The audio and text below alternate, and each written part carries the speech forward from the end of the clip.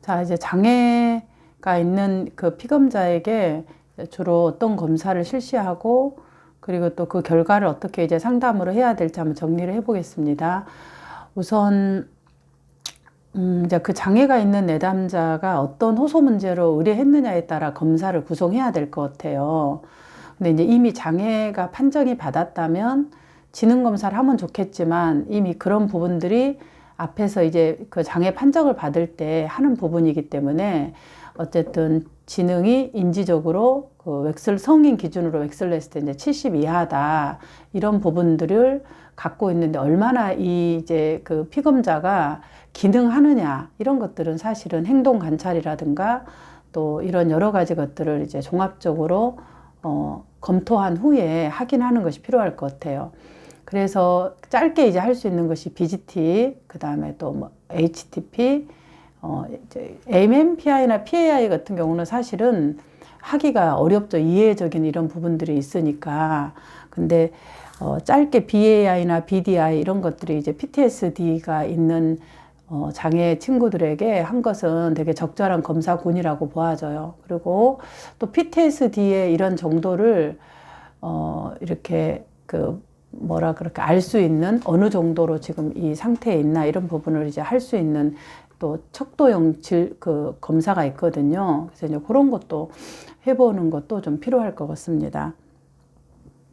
그 다음에 이제 상담에 대한 방향은 전체적으로 만약에 이제 PTSD에 대한 어려움 때문에 이제 주로 그게 뭐 가정폭력이나 성폭력이죠. 또는 재난 당하는 이런 피검자들이 이제 와서 사실은 장애도 있는 부분이면은 여러 가지의 것을 사실 하기가 어려워요. 그러면 이제 상담의 방향은 사실은 현실적인 기능을 잘 할 수 있도록 사실은 자아 기능을 잡아주는 부분의 상담이 1차적으로는 되는 거죠. 그렇게 자아 기능을 하려고 할 때 우선 이제 위기적으로 자살에 대한 시도가 있는지 없는지 이런 부분을 이제 1차적으로 확인해야 되고 그 다음에 자살에 대한 부분이 과거에 있었으면 지금은 또 어떻는지 이 부분들이 왜 그러냐면 PTSD가 이제 하나만 있는 게 아니라 이제 최근에 성폭행이나 이런 것을 당했어도 대부분의 경우에 발달력을 보면 과거의 어린 시절부터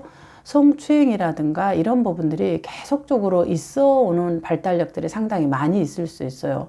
그러다 보면 복합 외상이라고 볼 수 있거든요. 복합 외상은 지금 성인이 돼서 어떤 생긴 이런 트라우마 사건적인 것이 촉발되어진 거지. 사실 어렸을 때부터 자기 스스로에 대한 것들이 나라는 자기 개념이 사실은 굉장히 부정적이죠. PAI로 말하면 NIM이 높을 수밖에 없는 거고.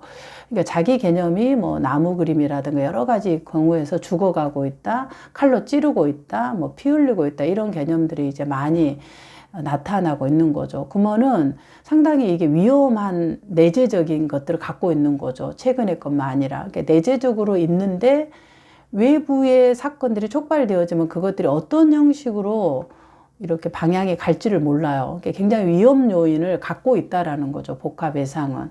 그렇기 때문에 왜 이제 이 상담의 방향을 자아 기능으로 가야 되냐면 복합 외상의 그 어린 시절부터 당해왔던 이런 트라우마를 다룬다라는 것은 그러니까 피검자의 이 스트레스의 조절 능력인 것도 힘들어요.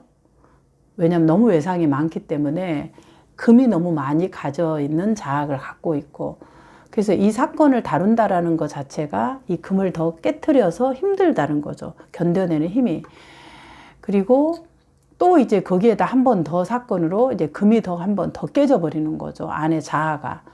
그러니까 너무 내 스스로가 이것을 생각할 때마다 볼 때마다 괴로운 거예요. 수치스럽고. 그러니까 자기 존재가 찢어져 버린 경험이기 때문에 그래서 외부의 이 존재 찢어진 거를 잘못 이제 하게 되면 이거를 상담사가 다룬다고 하지만은 이 찢어진 것을 본인이 감내를 해야 돼요. 상담에서는.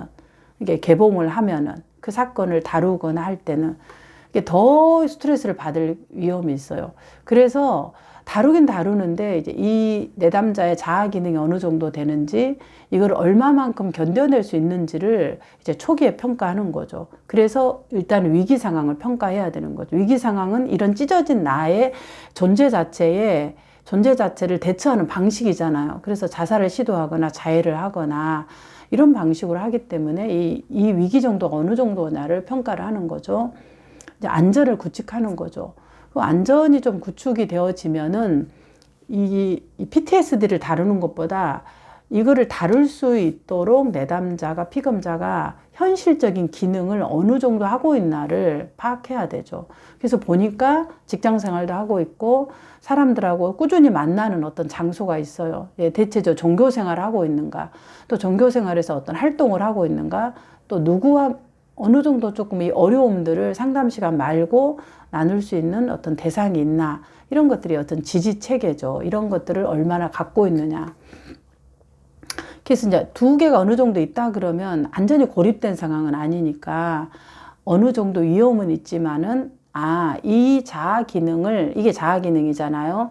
현실에 직장 생활을 하거나 꾸준하게 뭔가 사람을 만나고 있거나 갈 수 있는 곳 매주. 그래서 이제 이 종교적인 기능이 내담자에게 굉장히 중요한 어떤 대상의 경험을 제공해 주는 거죠. 그런 측면에서 이거를 계속해서 유지해서 할 수 있도록 하는 것이 사실 상담에서 다루어야 되는 방향인 거죠. 이 복합 예상이라든가 트라우마가 많은 내담자는. 왜냐하면 당장 이 트라우마를 다룬다는 것 자체가 사실은 무너지는 경험이기 때문에 조금 어렵다. 그러면 이제 이걸 유지하는 경험이 뭐냐면 내담자가 쉽게 말해 파편화된 자기의 찢어진 금이 가루가 난 이것들을 이제 붙여주는 역할을 하는 거죠. 그래서 이제 이렇게 뭐 얘기를 하자면은 이게 완전히 이제 찢어져서 너덜너덜한 이런 상황인 거죠. 보통 우리가 이렇게